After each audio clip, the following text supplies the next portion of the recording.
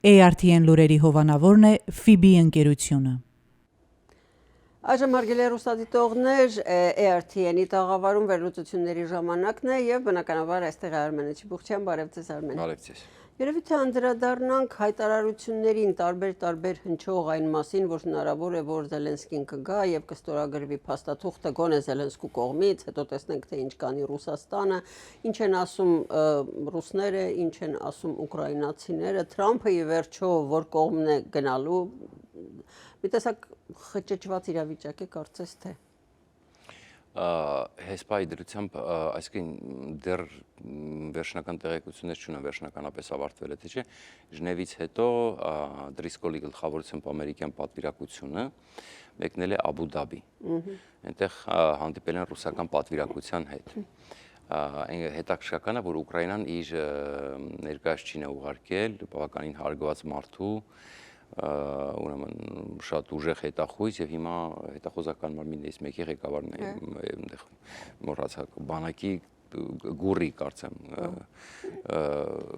եթե չեմ սխալվում բանակի հետախուզության ղեկավարին Կիրիլ Բուդանովին ուղարկել է Աբու Դաբի ենթադրում եմ որ բանակցությունների ընթացքում երբ որ այնտեղ ինչ որ բան խոսացվի պայմանավորվի առաջարկվի Ուկրաինային Բուդանովի միջոցով համակարգվի եւ այսինքն տեսակ փոխանցվի Զելենսկու տեսակետ։ Ենթադրում եմ։ Դրա համար հիմա հələ հարց է ինչա տեղի ունենում, արդյոք ավարտվել է, արդյոք ռուսները համաձայնվել են այն, ասում են 28 կետը փոխված դարձած 19 կետանոց համաձայնագրին։ Իսկ ինչա մեզ հայտնի, ընդհանրապես ինչա փոխվել։ Խոսակցությունները տարբեր են, ամերիկյան մամուլը հիմա վխտում է Axios-ը, Financial Times-ը, Bloomberg-ը տարբեր տեղեկություն են մատուցում, գումարած եվրոպացիները ես Կայա Կալասին լսեցի երեք, որը շատ հետաքրքիր տեսակետներ հայտնեց։ CNN-ը ունի տեղեկություններ, որ եվրոպացիները, տեսեք, միտեղ նշվում է, որ ՆԱՏՕ-ի հարցը դուրս է հանվել, բանակի սահմանափակումը դուրս է հանվել, կամ ուրեմն լուծվել է, այսինքն բանակի սահմանափակումը ոչ թե բանակցություններից, ՆԱՏՕ-ի սահմանափակումը ՆԱՏՕ չմտնելու դուրս է բերվել այդ փաթեթից, որպեսզի Զելենսկին քննարկի Տրամփի հետ։ Եվ երկրորդ կարևոր հարցն է դուրս բերվել, ըստ մամուլի, դա Ուկրաինայի տարածքների զիջման հարցն է։ Կոնկրետ խոսք գնում է Դոնեցկի շրջանի այն Սլավյանսկ-Կրամատորսկ ագլոմերացիայի եւ այնտեղ էլի շրջակա տարածքներ կան, որ չի գրավել Ռուսաստան, այսինքն այդ մնացած հատվածի ամենաամրացված հատվածի Ռուսաստանին հանձնելու հարցը դուրս է բերվել այս փաթեթից եւ ենթադրվում է որ պետք է ուրեմն քննարկվի պետք է այդ հարցը քննարկեն Զելենսկի եւ Թրամփը ընդ որում սկզբից խոսվում էր այն մասին որ ուկրաինական կողմը որոշել էր չշտապեր Թրամփը ինչ որ գրգռված վիճակում էր Ուիտկոֆի պատճառով որքան հասկանում եմ որտեղ իրեն սխալ տեղեկատվություններ մատուցվել կամ Բայց դու Ուիտկոֆին նորից ուղարկեց Մոսկվա։ Պրոբլեմը գիտեք որն է Ախր պրոբլեմը այն է որ իրոք այդպիսի բան կա մամուլում հայտնվել է տեղեկություն որ Թրամփը չի կարդացել այդ փաստաթուղթը Իհարկե ես հերոյ եմ այն մտքից որ Թրամփը ծանոթ չի այդ փաստ Դե հենց այդ եմ ասում հերոյ եմ այն մտքից որ Թրամփը ծանոթ չի փաստաթղթին ի վերջո բայց ինքը ասել է իրեն Չեմ բացառում սա, որտեղ ես սա շուտվանից լսել եմ, անգամ նախընտրականի ժամանակ դա շահարկվում էր, որ Թրամփը չի սիրում կարդալ փաստաթղթեր, ասում են պետքա շատ կարճ լինի փաստաթուղթը, հիշեք, այդպիսի բան կար, եւ պետքա իր անունը գրված լինի, որ ինքը իրան հետաքրքրի եւ ինքը կարդա, որտեղ որ իր անունը չկա եւ փաստաթուղթը երկար է, ինքը չի կարդում։ Իսկ պայմանագիրը այնպիսի բան է, որ եթե դու մանրունքների մեջ չխորանաս, հիմա իրեն կարող է ընդհանուր ներկայացրել են պայմանագիրը, բաց թողելով որոշակի նյուանսներ։ Դրա համար Չէ, բայց մարդը պետք է ունենա վստահելի թիմ, այդ վստահելի թիմում պետքարտուղարն է։ Պետքարտուղարն է, դե հիմա տեսեք, որոշ լրագրողներն էլ հետաքրքիր է, որ ուսումնասիրել են ժեստերի լեզուն եւ ասում են, որ նկատել են, որ Ռուբիոն ատում է Ուիտկոֆի։ Հասկանում եք, այսինքն այնքան խառը պատմություն է եւ մի բան ձեզ ասեմ, իրականում տեսեք, օրինակ 28 թվականի ընտրությունների համար մամուլը շոշափում է ընդհանրենք J.D. Vance-ի հանրապետական կուսակցության կողմից եւ Ռուբիոյի անունը։ Քանի անգամ ամերիկյան մամուլը Ռուբիոյին ուղիղ հարցրել, ասեց չէ, ես J.D. Vance-ը թող առաջադրվի, եթե ինքը կգտնի ես շարունակեմ, չգիտեմ, այսպեսի ակնարկ արել, պատրաստ եմ ծառայել եւ այսպես շարունակ, հա։ Բայց բնականաբար մենք շատ լավ հասկանում ենք, որ իդեպ հարցումներ ա եկել այսօր չգիտեմ թե կասենք կներկայացնենք Տրամպի տնտեսական քաղաքականություն կատաստրոֆիկ վիճակում, մարդիկ վերջապես արթնացել են եւ մարդիկ ասում են, որ գները բարձրանում են, չեն իջնում, այսինքն Տրամպը ինչքան պնդում է, որ գները իջնում են, բայց ի վերջո մեծ հարցում է անցկացվել եւ մարդիկ հստակ մեղադրում են Տրամպին գների ավելացման մեջ, հա, CNN-ը տվեց իրենց հետ Harry NTN-ը հայտնի, ուրեմն ներկայացնում է հարցումները եւ ըստ էության բազմաթիվ, ընդ որում այլև ավելին ասեմ, դե բազմաթիվ կենտրեր կա, ում եք մեղադրում ներկա տնտեսական քաղաքականության համար 60 քանի տոկոս Տրամպին է, 62% Տրամպին է մեղադրում, 34% Բայդենին է մեղադրում, բայց նկատեք տարբերությունը, այլևս չի կարող Տրամփը ասել, որ դա Բայդենի տնտեսական քաղաքականությունն էր, որտեղ տարիֆային քաղաքականությունը սա փոխեց, արմատապես փոխեց։ Մի խոսքով, իրավիճակը ինչ եմ սա ասում, ներքին, որ դուք ասում եք բա Ռուբիոն, բա ճիշտ եք ասում, բայց մենք որ տեսնում ենք արդեն հիմիկվանից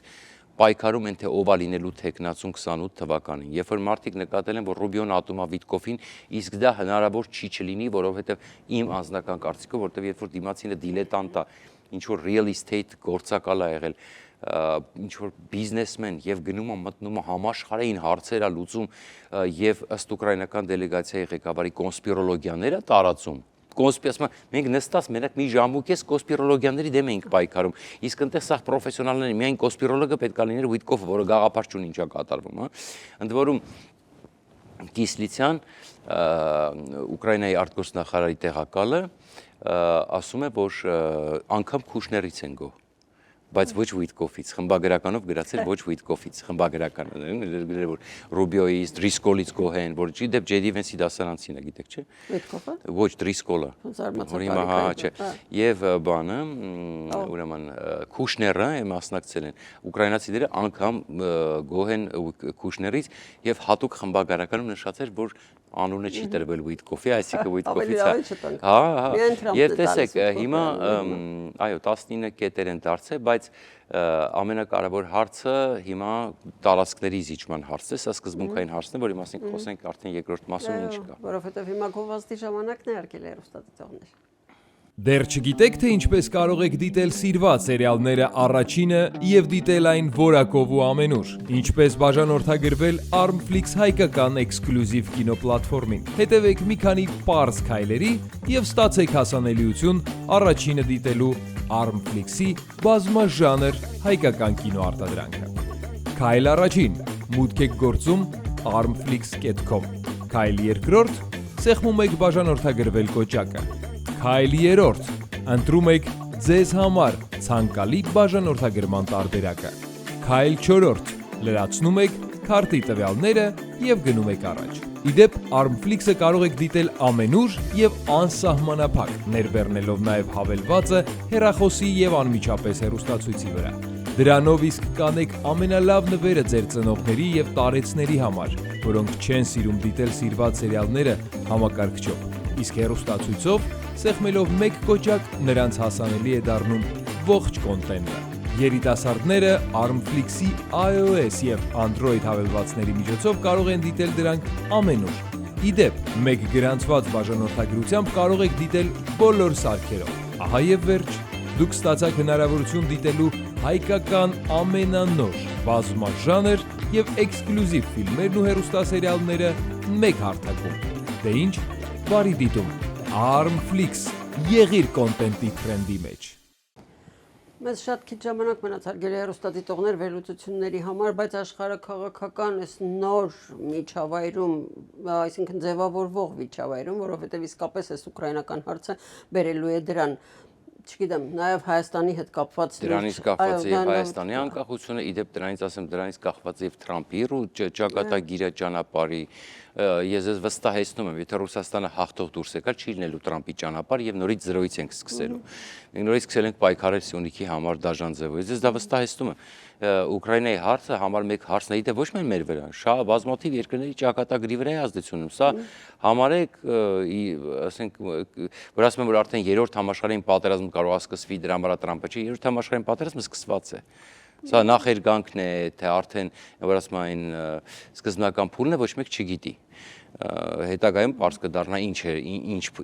դերակատարում ունեցավ, ասենք, բայց եւ որ ասենք երրորդ համաշխարհային պատերազմը արդեն սկսված է մեծ հաշվով։ որովհետև երբ որ նայում ենք, մենք առաջինն էլ միանգամից չի սկսվել, չէ, 1870-ականներից սկսեց, տարբեր պատերազմներով եւ հասավ 14 թվականի եւ այլն։ Մի խոսքով։ Հիմա տեսեք, ուրեմն ինչ է փոխվել։ Եվրոպացիները առաջարկում են, որ ինչ թե փոփոխություններ կա։ Նախ բանակի հարցում երկու տեսակետ կա, կամ ընդհանրապես սահմանափակումը հանվել է, մենք չգիտենք որ նա ճշգրիտ, հետո կպարզվի, կամ կարող է երկուսն էլ քննարկվելու է, կամ 800,000 է դառնում ուկրաինական բանակը, ինչը Զելենսկին ուզել է, նաև միջև էր ասում, որ ուկրաինական բանակը պետք է լինի 800,000։